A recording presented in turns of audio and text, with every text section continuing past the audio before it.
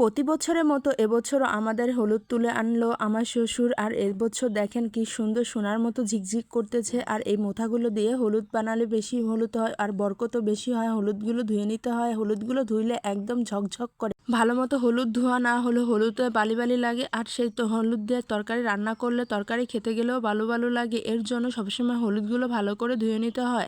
একবারে ধুতে না পারলে আগে ভিজিয়ে রাখতে হয়, মাটিগুলো গলে যায়, তারপরে আবার ভিজিয়ে রাখি। এভাবে আমরা প্রতি বছর হলুদ সেদ্ধ করি। পানির কাজ দেখলে আমার ছোট মেয়ের মাথা ঠিক থাকে না। ও দেখেন আমাদের সাথে হলুদে ধুইতেছে এবং পানি ধরতেছে। ও বোধহয় সারাদিন পানি ধরলে ওর কাছে ভালো লাগে, কেন জানি না। ছোট বাচ্চারা পানি নিয়ে খেলতে ভালোবাসে। আর বর্তমানে বাচ্চাদের বেশিরভাগ ঠান্ডা সমস্যায় হয়, আর পানি ধরলে তো ঠান্ডা লাগে। এত ভালো করে ধুয়ে আনার পরও দেখেন নিচে কত ময়লা, তাই আবার ধুইতে গেলাম। আর এদিকে আমার সাথে সাথে আমার ছোট মেয়েটাও টিউবওয়েলে যাবে, তাই ওকে দিয়ে বড় মেয়েটাকে বললাম ওকে একটু দূরে নিয়ে যা, খেলতে নিয়ে যা, যাতে আমি এই সুযোগে হলুদগুলো ধুয়ে আনতে পারি। আর না হলে তো ও পানিতে ভিজে যাবে। এমনিতে আমার মেয়ে দুটোর একটু ঠান্ডা আর জ্বর জ্বর ভাব, তাই ওদেরকে খেলতে পাঠিয়ে দিয়ে আমি হলুদগুলো আবার ধুতে আসলাম। আর হলুদগুলো নিয়ে পাতিলে দিয়ে সিদ্ধ করতে হবে ভালো করে। আর হলুদটা ভালো সিদ্ধ না হলে গায়ে রংটাও ভালো হয় না। আর এদিকে আমার শ্বশুর শাশুড়ি এক পাতিল নিয়ে নামিয়ে দিয়ে আসলো। ধান সিদ্ধ করার মতো হলুদ সিদ্ধ অনেক সময় লাগে আর অনেক সময় ধরে জাল দিতে হয়। আসলে কোনো কাজই সহজ না, প্রত্যেকটা কাজের পিছনে অনেক শ্রম দিতে হয়। আর শ্রম দিলেই সুন্দর ভালো কিছু পাওয়া যায়। বাজারের হলুদগুলোর মধ্যে অনেক ভেজাল থাকে আর অনেক বালুও থাকে। আসলে বাজারে হলুদ দিয়ে রান্না করলে কেমন যেন তরকারিটা হলুদের সাদা সাদা সাদা সে ভাব থাকে আর দেখতেও অসুন্দর দেখা যায়। আর নিজেদের হাতে ভাঙানো হলুদগুলো দিয়ে তরকারি রান্না করলে অল্প একটু হলুদ দিলেও অনেক সুন্দর একটা রং আসে আর দেখতেও খুবই ভালো লাগে। আমার বিয়ে হয়েছে 9 বছর আর আমার শ্বশুর বাড়িতে এসে আমি প্রতিটা বছরই এভাবে হলুদ সিদ্ধ করে তারপরে আমরা হলুদ ভাঙে খাই। আসলে আমি আসার পর কখনো দেখিনি আমার শ্বশুরকে হলুদ কিনতে, আর ওনরা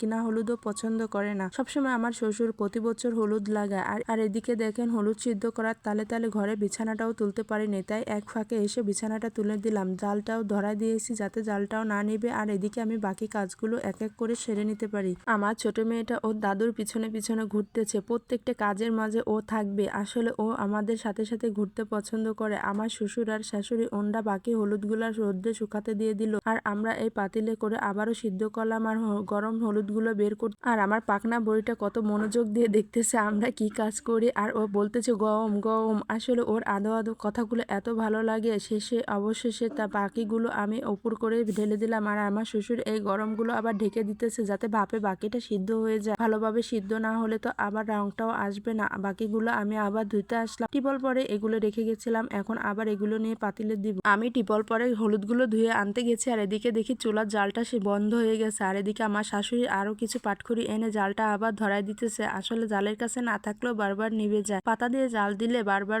ধরিয়ে দিতে হয়। নিজেদের সবসময়